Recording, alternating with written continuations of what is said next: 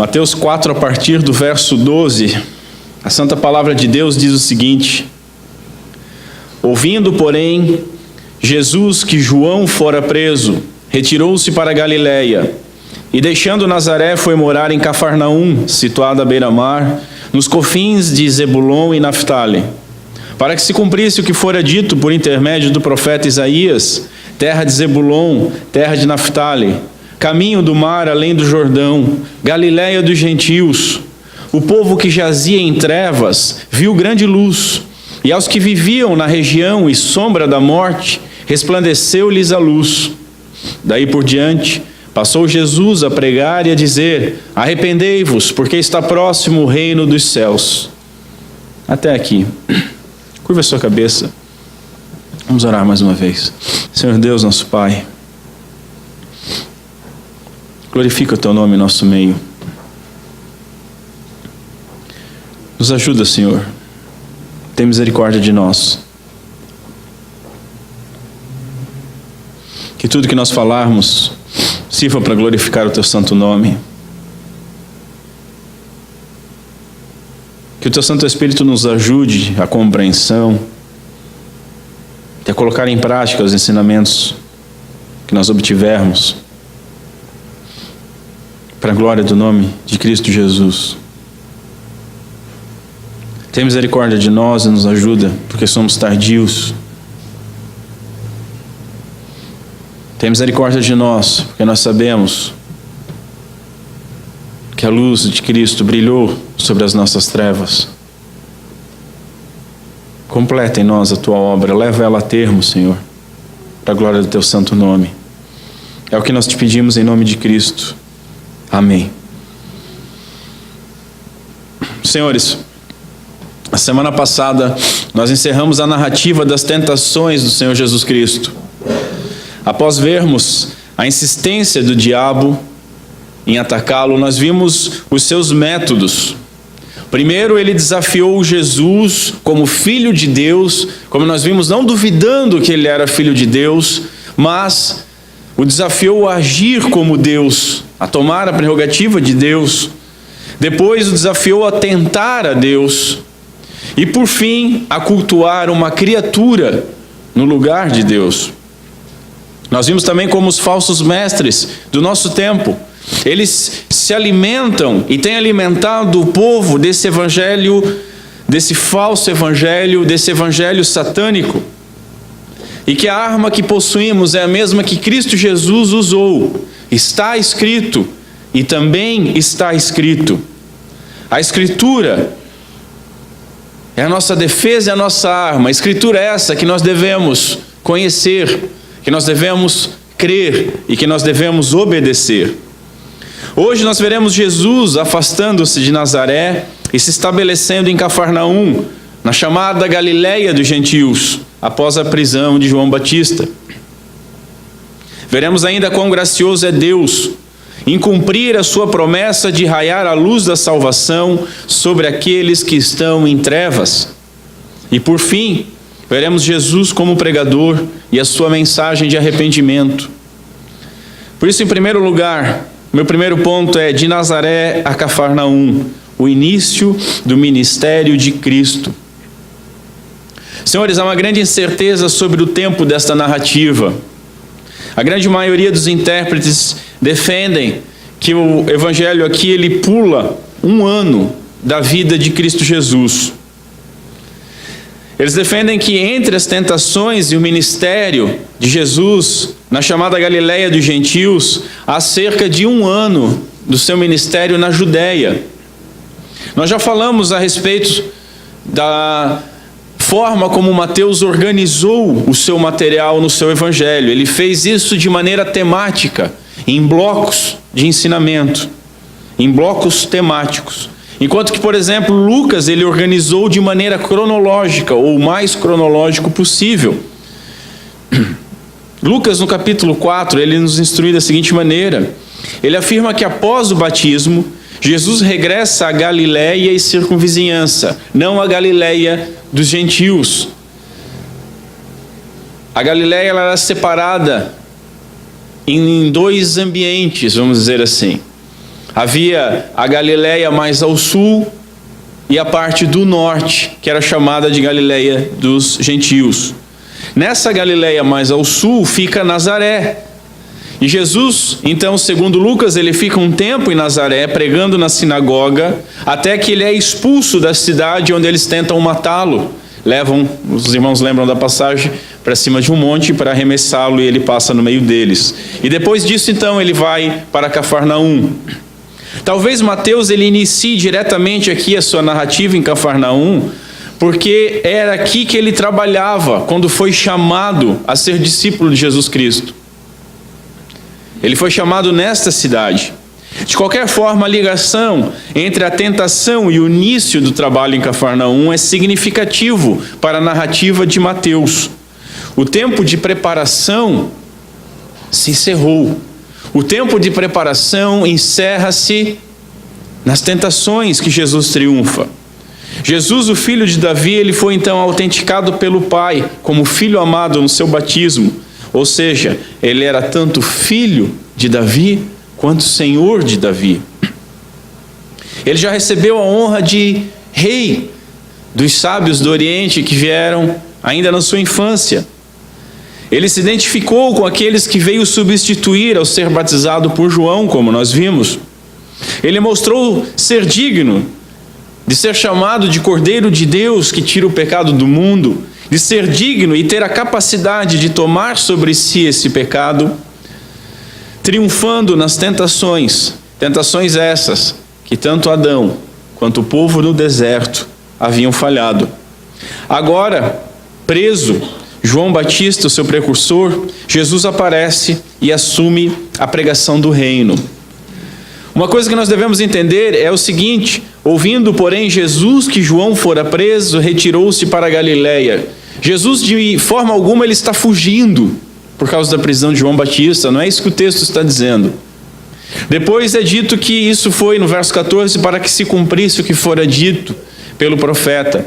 Também Jesus não está indo para cumprir. Ele não tem um manual onde ele, agora eu tenho que ir para tal lugar para cumprir a profecia. Ele é levado a esses lugares, como foi levado à tentação pelo Espírito Santo de Deus, aonde foi tentado e triunfou sobre Satanás. Aqui, da mesma forma, ele é levado pelo Espírito Santo, de forma que, ao ser levado, ao ser conduzido para essa região, ele cumpre a profecia. Jesus então deixa Nazaré, na Galileia, para ir a Cafarnaum, como eu já disse, mais ao norte, a chamada Galileia dos gentios. A Galileia dos gentios era distante de Jerusalém. Agora a Galileia, Nazaré, na Galileia do sul, ela já era desprezada, já era um povoado onde as pessoas eram consideradas como caipiras, como rudes, a tal ponto de a própria Escritura nos trazer um verso pitoresco: pode vir alguma coisa boa de Nazaré? Cafarnaum, essa cidade da Galileia mais ao norte, ela ficava distante alguns quilômetros de Nazaré. Ela ficava no extremo norte dessa região. E ela era ainda mais desprezada. Cafarnaum era o território das tribos de Zebulon e Naftali. Essas duas tribos, elas desobedeceram a ordem divina de expulsar os pagãos da terra que o Senhor havia lhe dado. A ordem era que fossem eliminados todos os pagãos. E eles não fizeram isso. E o próprio Senhor disse que estes pagãos e as suas divindades seriam um laço para o povo. E é isso que nós vimos por todo o Antigo Testamento. Todo o Antigo Testamento corrobora isso. Casamentos mistos, famílias levadas à idolatria por causa desses casamentos mistos, divindades pagãs ao redor, em que o povo se dividia. Por haver essa numerosa população pagã, além de ser uma região fronteiriça, e sendo uma região fronteiriça, ela estava mais suscetível a ataques exteriores, principalmente no quesito religioso. E se na extremidade nós não temos uma firmeza doutrinária, se na extremidade nós não temos um povo puro, mas um povo que começa a se misturar, facilmente nós temos uma porta de entrada para todo tipo de idolatria. Por isso que Isaías chama de Galileia dos gentios. Gentios, nós devemos entender o seguinte: gentios no contexto judaico. Nós somos gentios. Gentio é qualquer um que não seja judeu. A igreja é formada pelos judeus e pelos gentios que creem em Cristo Jesus. Agora, quando a igreja era Israel na antiga dispensação, quando o povo de Deus, o povo salvo de Deus, era aqueles que estavam em Israel, o gentio era visto como um pagão, como um ímpio. O catolicismo, quando veio para o Brasil, ainda que fosse cristão, ele também se via como o povo de Deus, e os índios e os demais como gentios, os bárbaros como gentios. Mas aí há uma perversão dos termos. Gentio é aquele que não é judeu. A igreja é formada pelos gentios. Mas naquela época de Isaías, quando está falando em Galileia dos gentios, não é como, temos uma igreja judaica, cristã, e uma igreja gentílica, mas eles também são cristãos. Não, está dizendo que essa Galileia é dos pagãos. É a falsa Galileia. Essa região era próxima da foz do Jordão, desembocava no mar ou no grande lago da Galileia, e era uma cidade com muitos recursos, era uma cidade consideravelmente grande para a época. Essa cidade ela possuía uma grande indústria de pesca, o que exigia uma coletoria de impostos. E é exatamente nessa coletoria de impostos que Mateus é chamado por Jesus Cristo. Não apenas Mateus, mas nós vamos ver na narrativa, na continuação, que tanto Pedro, como André, como Tiago, como João foram chamados para serem pescadores de homens nesta região. Então, uma região desprezada deu alguns bons homens de Deus, né? Essa cidade foi uma espécie de quartel-general do ministério galileu de Cristo Jesus. Jesus fixou residência em Cafarnaum e dali ele ia para lá, para cá e voltava. Nessa cidade, Jesus realizou muitos e muitos sinais, como nós vamos ver. Mateus, no capítulo 9, chama Cafarnaum de a cidade de Cristo. Diz ele lá o seguinte: entrando Jesus num barco, passou para o outro lado e foi para a sua própria cidade. Uma honra para a cidade desprezada ser chamada de a própria cidade de Jesus. Marcos, no capítulo 2, diz o seguinte: dias depois entrou Jesus de novo em Cafarnaum e logo correu que ele estava em casa. Ele tinha residência lá. Cafarnaum, ou como algumas Bíblias trazem escrito Caparnaum, ela significa vila ou vilarejo de Naum.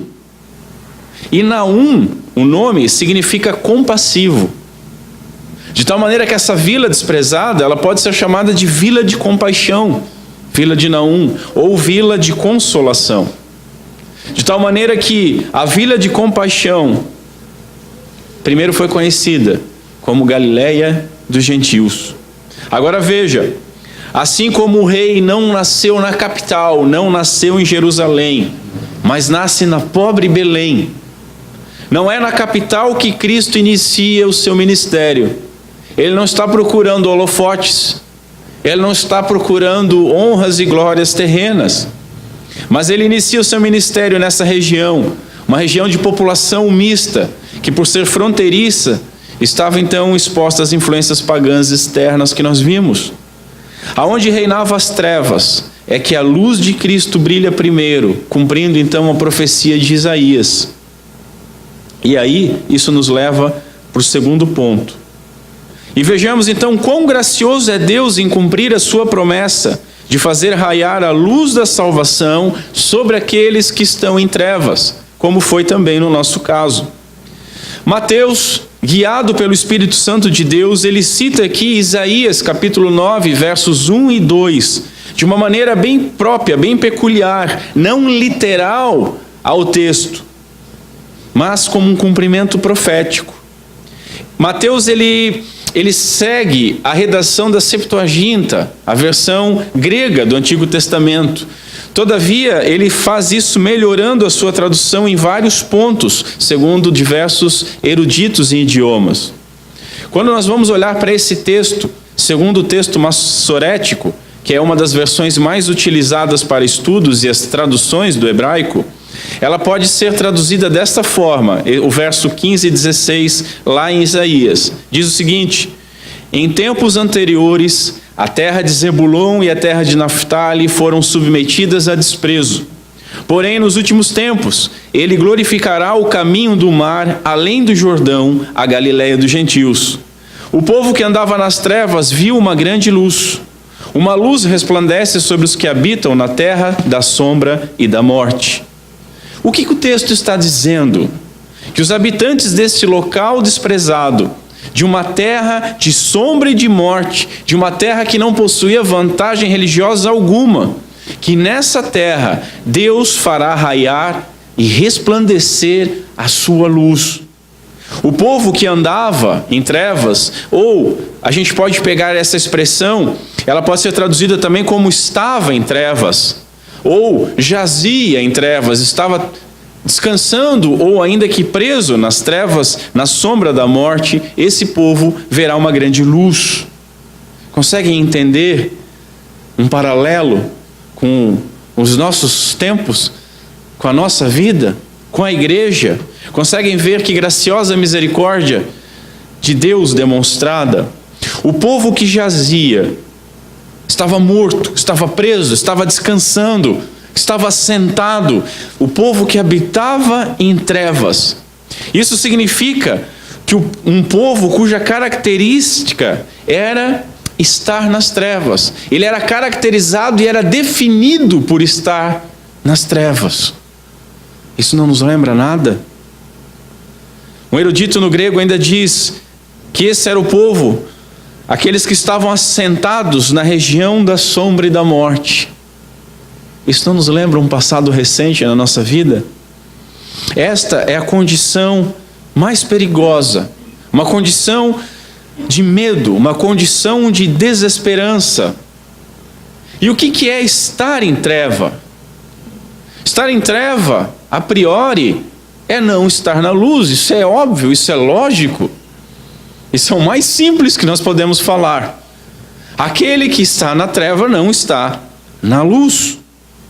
Luz e trevas são linguagem familiar já para nós. É uma linguagem comum do Novo Testamento, sempre para se referir a vida e morte, ou salvação e condenação, ou justiça e mal. Luz e trevas são bastante usados e é bastante comum no nosso linguajar. Agora, viver nas trevas não é viver. Viver nas trevas é não viver, ainda que se possa viver durante muitos anos. Viver nas trevas é estar longe da vida, é viver no cabresto da depravação, da falta de esperança, na cegueira. É viver na justiça própria. É aquilo que Paulo diz em Efésios, é estar morto no delito e no pecado. Ora, essa condição nos é bastante familiar. Bastante familiar. Essa era a condição que todos nós estávamos. Pelo menos aqueles que hoje estão na luz podem dizer isso. Nós, mais do que qualquer um, nós éramos Galiléia dos gentios. Nós, mais do que qualquer um, habitávamos na nossa própria Cafarnaum, em trevas, em injustiça, em condenação, em autojustificação, mas distante da verdadeira luz. Quando a luz de Cristo é prometida à Galiléia dos gentios, ela é prometida também a nós, senhores. Fazei discípulos de todas as nações. A luz de Cristo, ela deve brilhar em todas as nações. A nossa região particular de Cafarnaum foi alcançada. O texto aplicado como cumprimento profético significa que a luz de Jesus, ela encheu o coração dos galileus com a alegria da salvação. E não foi isso também que aconteceu conosco? Outrora, nas trevas, impenitentes, mortos em delitos e pecados, achávamos que éramos felizes, aplacando o nosso vazio interior com as mais diversas práticas e crenças, até que de fato a verdade nos libertou, até que de fato a luz de Cristo Jesus mostrou em quão tremendas trevas nós nos encontrávamos. Essa luz brilhou sobre eles, essa luz brilhou sobre nós, a luz que removeria das trevas da cegueira, da tristeza, da injustiça, do desprezo e principalmente da morte. O povo que jazia em trevas viu grande luz, e aos que viviam na região da sombra da morte, resplandeceu-lhes a luz. Resplandeceu-lhes dá para traduzir também como raiou. Raiou. É um termo interessante. Não é que havia brilhado em outro lugar e se moveu para aqui. Essa luz não se moveu como a luz de uma estrela, mas essa luz, ela brilhou primeiro aqui, é o que o texto está sugerindo. Aonde nós estávamos antes da luz brilhar em nós? Em Cafarnaum. Desprezados, em trevas, na região da morte e na sombra desta região. Nós éramos tão desprezados e merecedores quanto a Galileia dos gentios. Notem, não é um povo que tinha alguma coisa a oferecer. Não é um povo que atraiu a Cristo Jesus por algum mérito. Não é um povo que Jesus um dia parou, sentou, meditou e disse: esse povo aqui está merecendo, vou lá brilhar. Eles, como alguns insanos dos nossos dias têm a ousadia de dizer, esse povo se tornou irresistível para mim e eu tenho que ir lá. Eles me atraíram de alguma forma. Não atraíram de forma nenhuma, senão pelas trevas que tinham. E se nós atraímos ao Senhor pelas nossas trevas, logo não há mérito algum em nenhum de nós. Todo aquele que está sem Cristo está em trevas. Está sem a luz do mundo, segundo João 8. Está sem a luz da luz, segundo o concílio de Niceia, quando foi falar do nosso Senhor Jesus Cristo. O puritano Matthew Henry diz que não só estão nas trevas, mas aqueles que não estão em Cristo, eles são as trevas propriamente dito. É o que nós éramos, cheios de justiça própria, cheio de desmando, cheio de vontade, senhor de si mesmo, tomados pelo orgulho. Quando o homem não regenerado ele está nas trevas, morto em delitos e pecado, ele está como os habitantes de Cafarnaum, povo que jazia em trevas, povo acostumado às trevas. Ela não escandalizava, povo que descansava na sua triste situação, sem ao menos enxergar a gravidade dela. Povo que estava tranquilo. Notem como o homem não regenerado, ele é tranquilo com relação à sua vida. Qualquer coisa que você fala, ele diz: não, mas tem gente pior que eu. Eu não mato, eu não roubo. Eu estou bem. Eu não preciso desse papo de religião para ser bom. A minha moral é elevada. Eu não preciso de uma promessa de condenação ou algo assim para fazer alguma coisa boa. Eu faço o que é bom e eu sei o que é bom. Não se enxergam. Não conseguem enxergar a triste situação que se encontra. Agora notem, algumas vertentes cristãs colocam a pessoa em algo semelhante. Será que eu estou salvo? Será que eu ainda estou salvo? Será que eu não perdi a salvação? Meu Deus, o que eu fiz? Será que eu estou sendo bom o suficiente? Eu tenho que fazer mais alguma coisa? O que eu tenho que fazer? Que forma que eu tenho que fazer? Será que se eu fizer isso, eu sou salvo ou não sou salvo? E aí vive naquele eterno, bem me quer, mal me quer. Agora o evangelho verdadeiro do nosso Senhor, ele nos dá, junto com a calma e a tranquilidade de sabermos que estamos na mão do Pai, e da mão do Pai ninguém pode nos tirar, além do consolo e do conforto de sabermos que tudo que era necessário fazer foi feito, de não descansarmos nos nossos méritos, nas nossas obras, mas no mérito e na obra perfeita do nosso Senhor Jesus Cristo. Ao mesmo tempo, nos traz um desconforto conosco, não sob risco de salvação, mas aquela história, quanto mais nós nos limpamos, mais nós vemos quantas trevas habitam escondidas em nosso coração, quanto bagulho que ainda tem no nosso coração, que faz sombra quando a luz do evangelho brilha e que tem que ser removido. É irônico. Assim como a luz de Cristo brilhou sobre Cafarnaum, ela tem brilhado sobre a nossa cidade, com a graça de Deus, sobre a nossa vida, sobre a nossa comunidade. Não somos melhores que eles, tampouco piores que o povo mestiço de Cafarnaum. De maneira alguma. Mas a luz da salvação, ela não raia aonde há mérito. Ela não se faz necessária onde há mérito.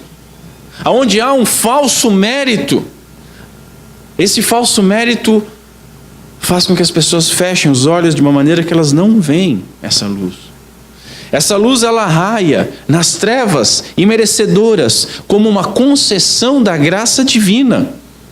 Afinal de contas, Jesus não veio chamar justos, mas pecadores ao arrependimento.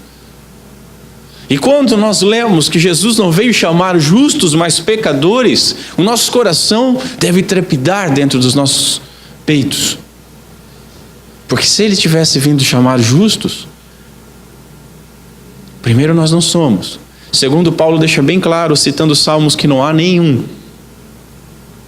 Mas quando a Escritura diz que a luz veio brilhar nas trevas, que ele veio chamar pecadores, que ele veio chamar doentes, é o nosso nome.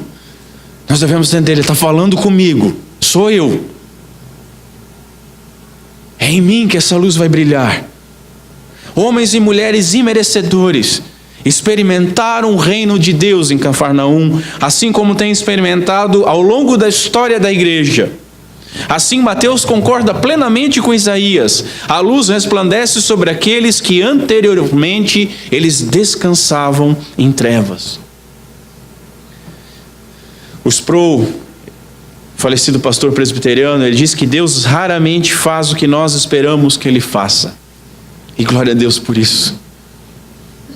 Deus derrama a sua graça e misericórdia onde ele se agrada, não onde nós achamos que ele deve derramar. A sua luz brilha de maneira soberana onde ele escolher que ela brilhe. Recapitulando duas coisas que nós já falamos. Jesus não vai à capital Jerusalém, mas ele vai a uma população gentílica judaica, mista, pecadora, acostumada com as trevas. Jesus, ele não vai atrás dos religiosos, de maneira alguma, mas ele vai atrás dos pecadores, dos doentes. Nos nossos dias, senhores, hoje, Jesus não procura religiosos, Jesus não procura cidades importantes, Jesus não procura grandes e pomposos templos, Jesus não procura pessoas bem resolvidas, pessoas de bem com a vida, pessoas bem consigo mesmo. Não, ele busca doentes e pecadores, assim como nós éramos. Ele busca doentes e pecadores para o adorarem de maneira simples e sincera, em espírito e verdade. É ele que busca. E para isso, ele tem uma mensagem, que é o nosso terceiro ponto. Vejamos Jesus como pregador e a sua mensagem de arrependimento. O texto diz: daí por diante passou Jesus a pregar. R.C. Ryle, ele diz o seguinte: não existe outra atividade tão honrada como a de um pregador. Não há trabalho humano tão importante para a alma dos homens. Este é um ofício do qual o próprio Filho de Deus não se envergonhou. E que responsabilidade. Eu lembro quando eu desejava ser um pregador. Quão tolo eu era. Os irmãos sabem da minha história. Durante muito tempo na minha vida eu achei que eu era digno de estar do lado de cá do púlpito. Que eu sabia, que eu podia, que eu era. Até o momento que eu entendi que eu não sabia, não podia, não era. E a partir desse momento eu decidi que não era o espaço para eu ocupar. E aí nesse momento o Senhor me trouxe e me colocou. E é pesado.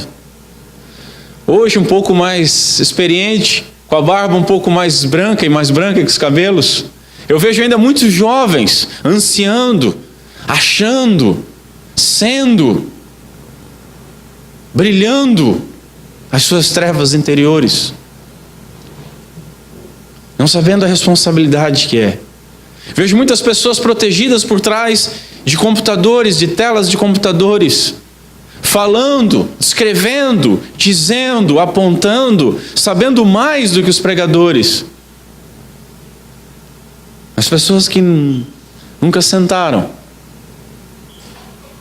nunca viraram a madrugada com alguém, que nunca tiveram que disciplinar alguém, que nunca tiveram o ombro molhado pelas lágrimas de alguém, que nunca tiveram o seu joelho quebrado pela soberania de Deus e pela nossa incapacidade, que nunca de fato sentiram o peso de exercer uma função profética, não de dizer futuro, mas de apontar os pecados e a graça de Deus. Uma função que no Antigo Testamento, aquele que fazia de forma errada era apedrejado. Mas que hoje, você fazendo ou não fazendo certo, você é apedrejado do mesmo jeito. Mas quão digno é. Cristo Jesus foi um pregador e ele não se envergonhou disso. Há uma história de um evangelista americano chamado Billy Graham. E não interessa se você gosta ou não gosta dele, se você respeita ou não respeita ele. Eu particularmente discordo da teologia dele. Eu particularmente não indico a literatura dele. Mas respeito o homem. E este é um homem que ele foi, além de um grande evangelista, ele foi conselheiro de 3 ou 4 presidentes americanos. É uma posição de honra. É uma posição de honra. Dúbia, né? Imagine em nossa nação que nós temos um pastor conselheiro do presidente. Quem é o pastor? Ele tem uma igreja que é um show. Ou ele tem um canal de televisão universal. Não é uma coisa boa, né? A gente imaginaria mais ficaria mais feliz com Josafá Vasconcelos, com Augusto Nicodemos, com Franklin Ferreira até, como conselheiro. Mas enfim, é uma honra. Numa nação que ainda não deu as costas para o cristianismo, que foi fundada por cristãos como os Estados Unidos. Ele foi conselheiro desses homens.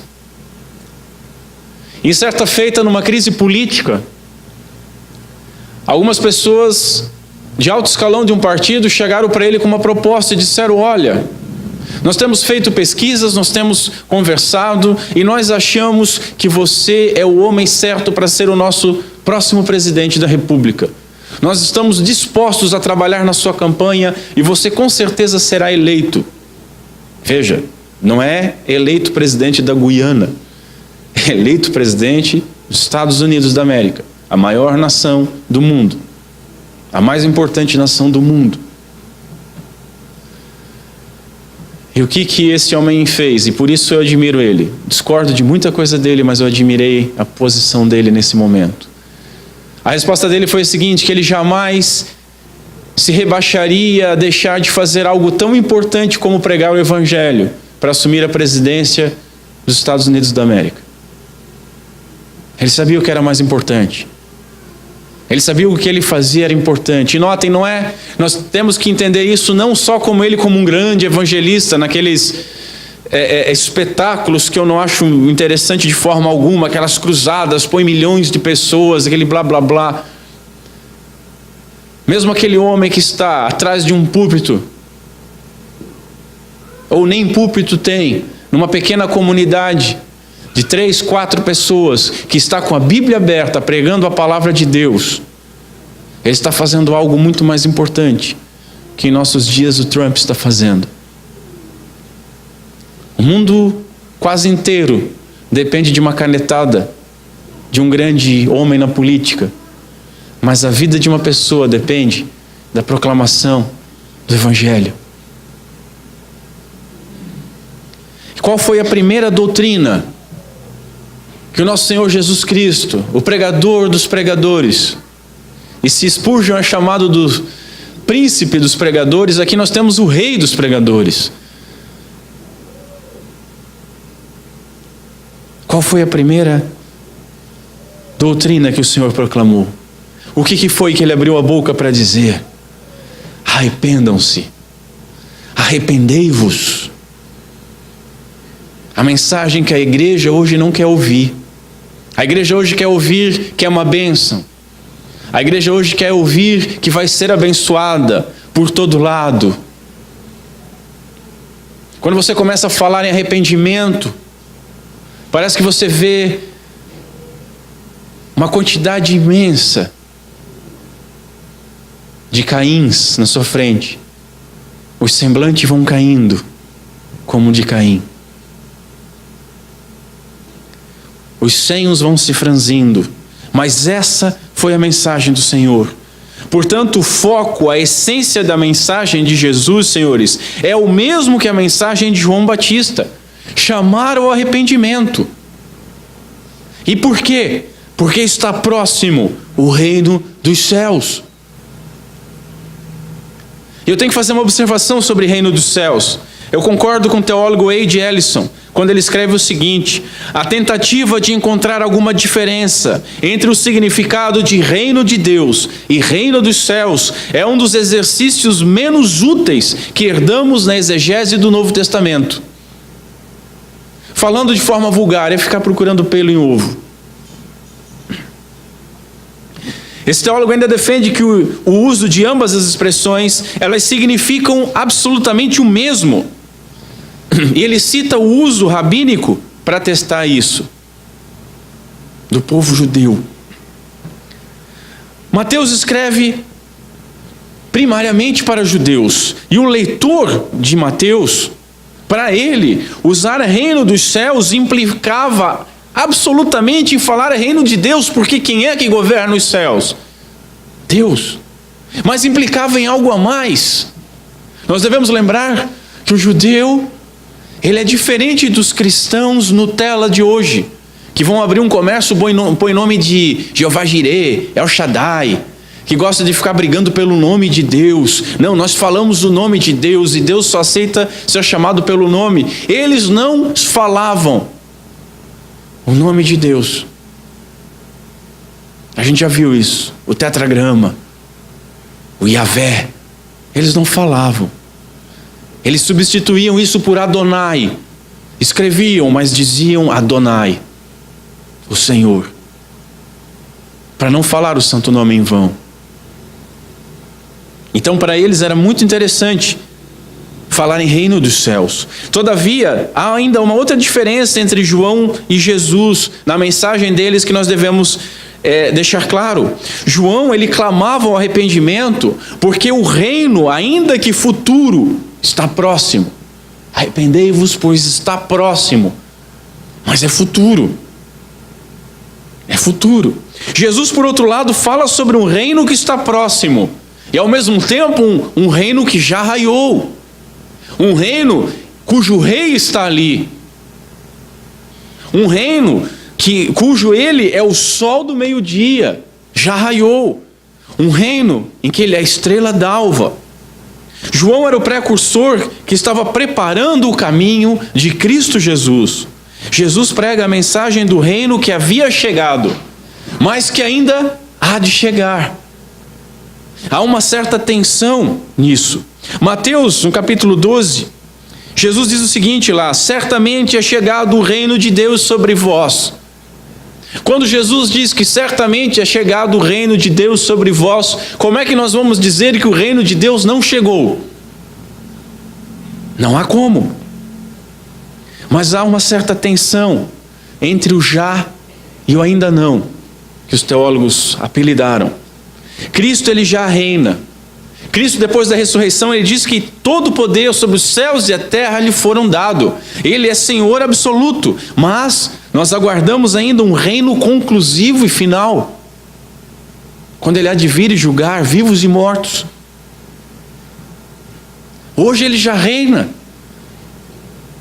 mas de alguma maneira é permitida a rebelião contra ele. Quando ele vier, a rebelião vai ser esmagada de uma vez por todas.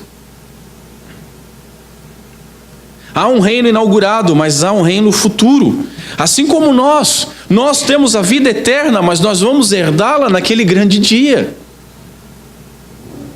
Passamos da morte para a vida, nos diz a Escritura, mas aguardamos a volta de Cristo, quando receberemos então os nossos corpos glorificados, ressurretos. A Escritura diz que nós somos justos porque já fomos justificados, mas aguardamos ainda o ser revestido de justiça. Nós fomos glorificados, diz Paulo em Romanos 8. Aquele que nos chamou, nos predestinou, nos justificou, mas ainda aguardamos esse dia da glorificação. Portanto, senhores, a mensagem de ambos é a mesma, só muda a perspectiva. João, ele apontava a Cristo, que agora havia chegado. E Cristo ainda fala de um reino que ele inaugura, mas que está para se completar totalmente. Portanto, os cristãos devem obedecer à exigência de ambos, muito mais do que discutir se é reino dos céus ou reino de Deus, muito mais do que discutir do reino inaugurado ou do reino que há de se estabelecer. Os cristãos deveriam estar perplexos e empenhados em obedecer à mensagem de ambos. Arrependei-vos. Arrependimento. Aliás, diga-se de passagem, o Evangelho, senhores, ele tem o mesmo conteúdo, mesmo sob várias dispensações imagináveis. Por quê? Porque os mandamentos do Senhor são os mesmos, e as razões para nós observarmos elas são as mesmas, diz o puritano Matthew Henry. Ora, a lei é a mesma, nunca mudou. A graça que salva é a mesma, jamais mudou. O Redentor que salva é o mesmo, e ai daquele que possa dizer que tem outro. Jesus prega o mesmo evangelho que João, porque só há um evangelho, e Jesus é a boa nova. Jesus é o próprio evangelho encarnado. Ainda que um anjo pregasse outro evangelho, nós deveríamos rejeitar, conforme Paulo nos instrui em Gálatas. Só há um evangelho, e este é o evangelho eterno, diz um puritano. Veja, Cristo, ele poderia falar de coisas sublimes, de coisas incríveis. Imaginem de que tudo Cristo poderia falar. Imaginem o dia que nós estivermos face a face, quando nós pudermos entender as coisas, o que ele vai falar. Lembrem que Jesus disse: eu tenho muitas outras coisas para falar, mas vocês não podem suportar agora. Paulo, que foi levado num estado de espírito superior, ele diz que viu coisas que são inenarráveis, que não era propício que ele falasse. Jesus, ele poderia, senhores, falar de coisas sublimes, ele poderia proferir discursos maravilhosos, mas ele falou do que era importante, do que era simples e do que era antigo. Arrependei-vos. Era isso que o povo precisava ouvir. É isso que os gentios, que os ímpios, que os incrédulos de hoje precisam ouvir. Eles não precisam ouvir como Jesus é bacana, eles não precisam ouvir como vir para Jesus é bacana, Eles não precisam ouvir blá, blá, blá. Eles precisam ouvir a mensagem de arrependimento. E tristemente, a igreja esqueceu que ela própria precisa ouvir essa mesma mensagem. Nós nos arrependemos dos nossos pecados, cremos em Cristo Jesus, muito bom. Mas continuamos no mundo, continuamos sujando os nossos pés. A palavra do nosso Senhor já nos lavou. Mas por que nós confirmamos a nossa promessa do pacto a cada ceia do Senhor?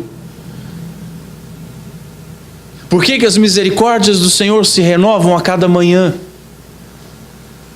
Porque se elas não se renovassem, nós seríamos consumidos.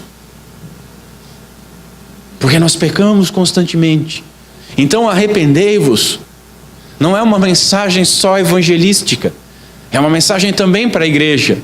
E que tempos que nós estamos em que a igreja tem que ouvir essa mensagem, não por um constante arrependimento, mas para que se arrependa a primeira vez.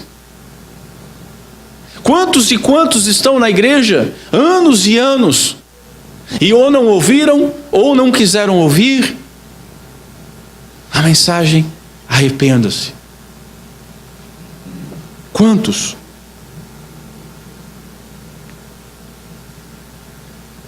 Falsos mestres hoje estão cheios de assuntos. Cheios de assuntos. Conferências e mais conferências, com um monte de assunto. Assuntos para divertir, assuntos para dar risada, assuntos para emocionar, assuntos para entreter, assuntos para enriquecer, assuntos para enganar o povo. Enquanto isso, todos, numa marcha insana, vão pelo caminho largo. Mas Cristo, o pregador, trouxe a única novidade que salva, a única boa nova que salva, aquela que Paulo instava Timóteo a pregar no tempo e fora do tempo, aquela que Paulo escreve em Filipenses, que chorando escrevia as mesmas coisas. As mesmas coisas.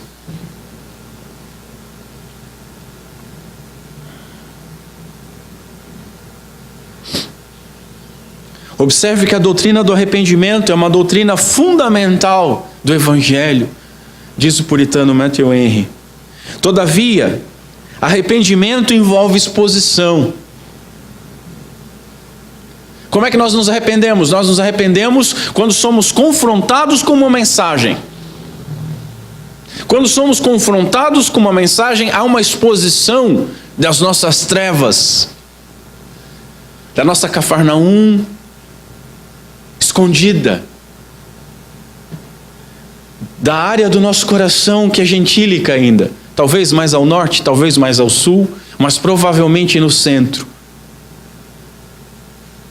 Arrependimento envolve exposição.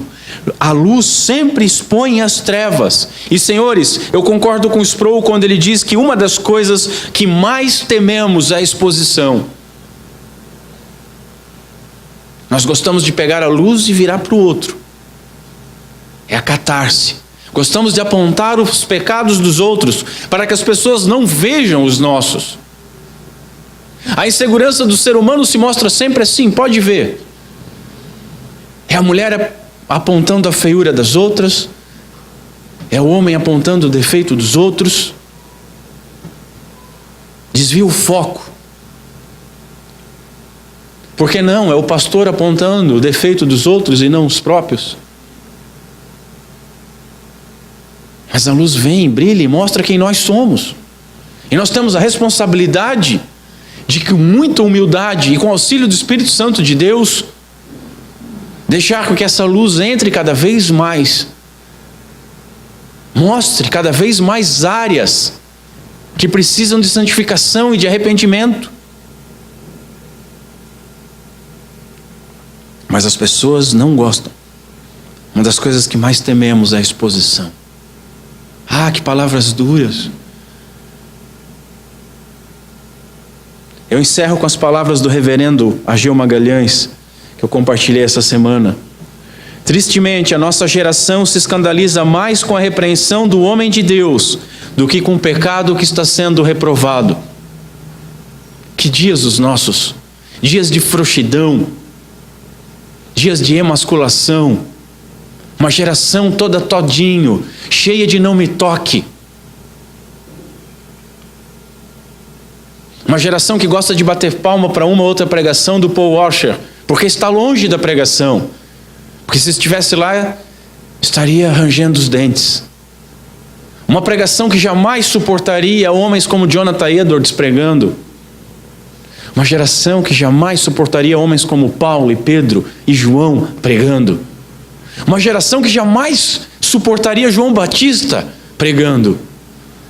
E o que nós vamos falar do rei dos pregadores? A João Magalhães diz que essa geração se escandaliza mais com a repreensão do homem de Deus. E quem é o maior homem de Deus, o Filho de Deus, senão Cristo Jesus? E Ele nos repreende pela sua palavra. O Evangelho não é feito só de amor.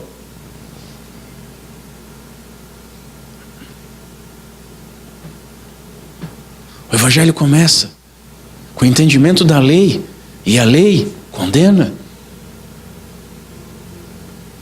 Que pai que não quer corrigir os seus filhos?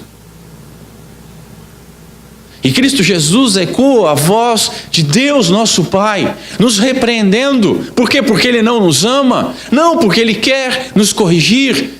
E os puritanos conseguiam fazer belíssimas orações. Senhor, nos esmaga, nos molda a imagem do Teu Filho.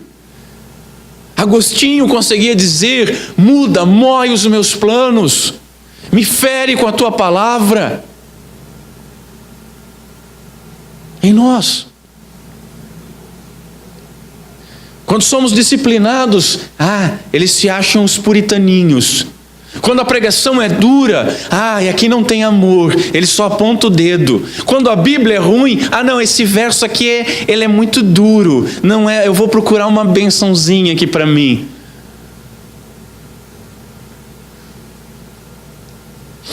A nossa geração se escandaliza com a repreensão, mas não se escandaliza com o pecado que está sendo reprovado. Isso é em tudo. Não aponta o dedo, não julga.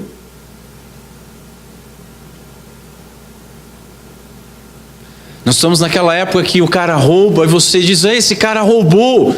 Não aponta o dedo, não julga. Você não sabe por que ele roubou. Nós temos que ver o lado dele, nós temos que aceitar. Afinal de contas, a graça é sobre pecadores, você mesmo falou. Nós devemos nos aceitar porque Deus é amor e Ele ama nós todos. Nós temos que nos aceitar porque, embora Deus não ame o pecado, Ele ama o pecador.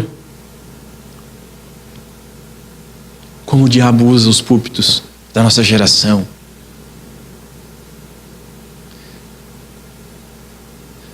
O pecado não é um ente separado do pecador. O povo de Cafarnaum estava acostumado a habitar nas trevas e fazia parte das trevas. Se Deus amasse o pecador, só não o pecado, Ele não precisava ter crucificado o próprio Filho.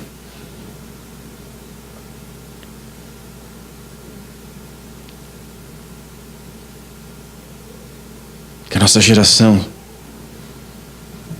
não se espante com as repreensões dos homens de Deus, não se espante com as repreensões de Cristo Jesus, mas que ela se espante com o pecado que está sendo reprovado. Que a nossa geração possa ser uma geração que obedeça, que ela se arrependa. Por quê? Porque está próximo o reino de Deus. Eu queria listar algumas aplicações para essa doutrina. Primeira aplicação: você que é um pregador, você que almeja ser um pregador, e principalmente você que entendeu que a grande comissão do final do Evangelho de Mateus, ela não é exclusiva a uma classe de missionários, mas ela é para todos.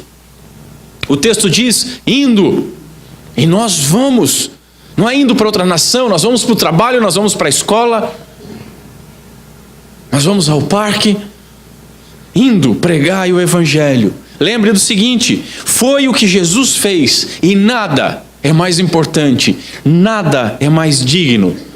E o nosso Senhor Jesus Cristo não se envergonhou de exercer a função de pregador. Ele, como um rei, poderia ter somente arautos ao redor dele, mas ele mesmo pregou. E nós? Será que nós sentimos vergonha do Evangelho? Será que nós sentimos vergonha do nosso Senhor? Será que nós temos um orgulho tão grande que temos medo de sermos envergonhados por uma negativa ou por uma afronta? Segunda aplicação: se você for pregar, não ouse pregar algo que não seja o Evangelho. Que a sua língua cole no céu da boca e você não proclame algo que não seja o Evangelho.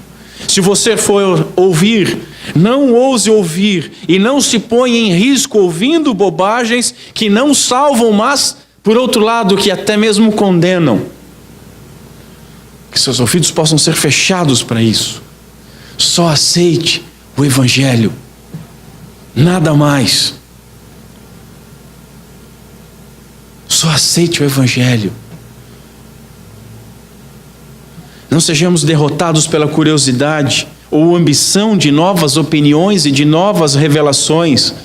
Que nós não cedamos à tentação de substituir as coisas simples, antigas, belas, salvíficas, por erudição vazia, por discurso cômico ou por heresias materialistas.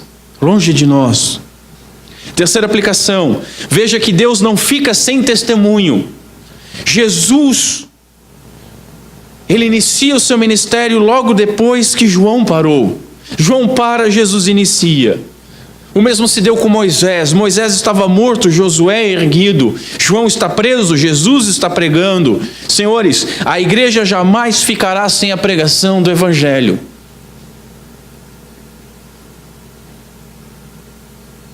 Quarta aplicação. Observe a graça. Aqueles que estavam nas trevas não foram procurar a luz, mas a luz buscou aqueles que estavam em trevas. Isso é graça. O povo de Cafarnaum não foi atrás da luz, nós não fomos atrás da luz, mas a luz veio até nós e brilhou sobre os nossos corações. Não tenham medo de Cristo, não tenham medo da mensagem do Evangelho, não tenham medo da sua luz que revela o nosso pecado, mas tenham medo do pecado, tenham medo de permanecer em trevas, isso sim. Mesmo que você esteja longe da pureza e obediência como Cafarnaum, lembre que a Galileia dos gentios foi alcançada pela graça de Deus. O bom pastor, ele conhece e vai atrás das suas ovelhas. Por outro lado, as verdadeiras ovelhas, elas reconhecem e vão seguir o seu bom pastor, aquele que deu a vida por elas. Que sejamos gratos pela graça, pela misericórdia e pela bondade que raiaram sobre as nossas mortais trevas. Quinta e última aplicação. 1 ano antes, João pregava que o reino estava próximo. Agora o rei, ele prega que o reino está próximo. O seu reino, como nós já vimos, já se iniciou. E hoje, a consumação do século está ainda mais próxima. Então que nós sejamos zelosos à medida que o grande dia se aproxima. Que à medida que esse grande dia, quando aquele que hoje é advogado virá como juiz para julgar a todos. Que nós possamos ser zelosos de boas obras. Que possamos ser humildes e nos arrependermos imediatamente diante de todo e qualquer pecado, porque o reino está mais próximo. Vamos ficar em pé. Curva a sua cabeça.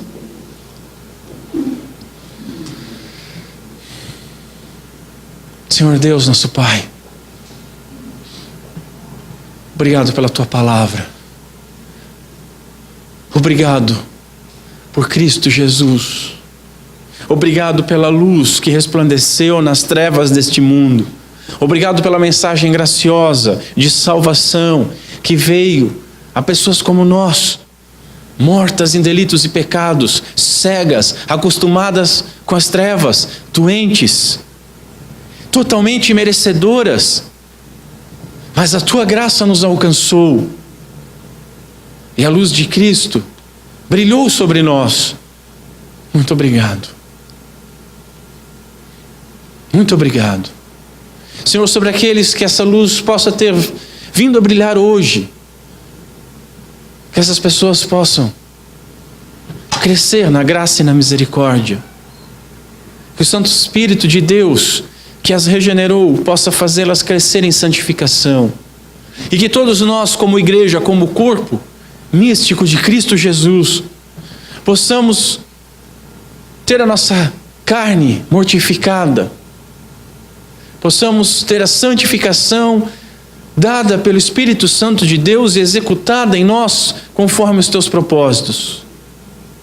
Não permita, Senhor, que nós ouçamos o nosso orgulho interno, que possamos sufocá-lo, que possamos matá-lo com a luz da tua graça.